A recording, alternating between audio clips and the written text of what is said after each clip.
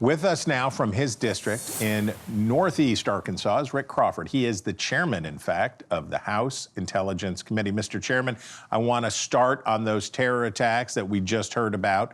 They appear to be lone wolf style actions. Is there any reason for us to think otherwise? Well, I think you can look at the common thread there. Obviously, they're kind of, even though they may be considered lone wolf at this point, there are some commonalities there, and obviously the religious affiliation that they have and the targets. So I think that, I'm not trying to raise the alarm, but this increased anti-Semitism is rampant, out of control, and we need to not just dial it down, we need to do something about it. So what we have is the need for increasing our CI posture here in the United States, counterintelligence, counterterrorism posture, and making sure that these kinds of things don't happen anymore. Okay, I want you to listen to what the president said about the possibility of Iranian state-sponsored terrorism and sleeper cells. Have you been briefed about how many Iran sleeper cells there could be inside the U.S. right now? I have been, and a lot of people came in through Biden with his stupid open border. But we know where most of them are. We've got our eye on all of them, I think. All right, Mr. Chairman, if the government knows where these people are, why wouldn't they have been taken into custody already? Well, that's a good question. We don't know what we don't know, but we do know if there are sleeper cells present, you're going to see, a concerted effort to bring them to heel, and that may have already taken place, and we just haven't sent out a press release on it. And so, the thing about this type of activity is it doesn't necessarily need to be on the front page to be effective. So if we're disrupting CI networks or CT networks, it doesn't necessarily need to be talked about. We just need to exercise on it and take care of it because if we do elevate this to the public discourse, it creates the effect that they want. Mm-hmm. And I think our CT professionals and our CI professionals know that, and they're taking this problem to task, and they're going to go after those cells if and where they exist. Okay, on the possibility of putting Marines ashore on Iran's Gulf Islands, I assume that has to dramatically increase the chances for casualties beyond what we've seen so far. What kind of threat environment, as you understand it, would they face in doing that? Well, there's a fairly sophisticated military presence in Iran, and all of it seems right now to be pretty disjointed.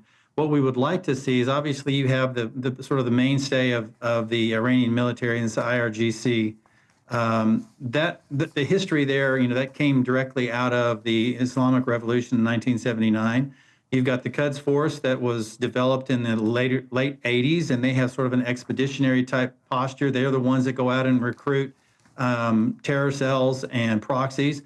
And then you have the Artesh. That is the sort of the old school conventional military of Iran. They are not necessarily ideologically aligned. That's what we're hoping for, at least from my perspective, is that we start to see Artesh emerge as the preeminent military, and that gives us an opportunity for cooperation and collaboration in Iran that would probably help reduce any kind of casualties, things of this nature, and would probably be a really good ally against the IRGC and the Quds Force. And then you've got the besieged militia as well, kind of fragmented, but they are capable.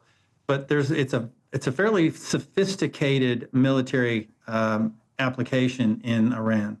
Okay, Iran's foreign minister claimed to an American outlet that Iran is not just receiving intelligence from Russia, as we had previously heard, but that they are working in cooperation with both Russia and China. Is he bluffing here, or how real should we see that as being? Well, I think we have to understand that China and Russia have been involved with Iran for decades. You've got Iran providing material support to Russia against Ukraine. You've got Iran providing oil and other resources to China. China providing military hardware and training to Iran, and all this sort of this network. China, Russia, Iran, North Korea So that's no surprise. I mean, this is not breaking news for him to say that. Whether or not they're continuing that level of cooperation that they had prior to these strikes, that may be questionable. But their relationship predates the strikes of recent weeks.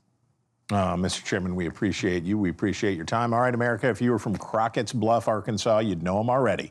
But if you don't, there he is, Chairman Rick Crawford. We thank you.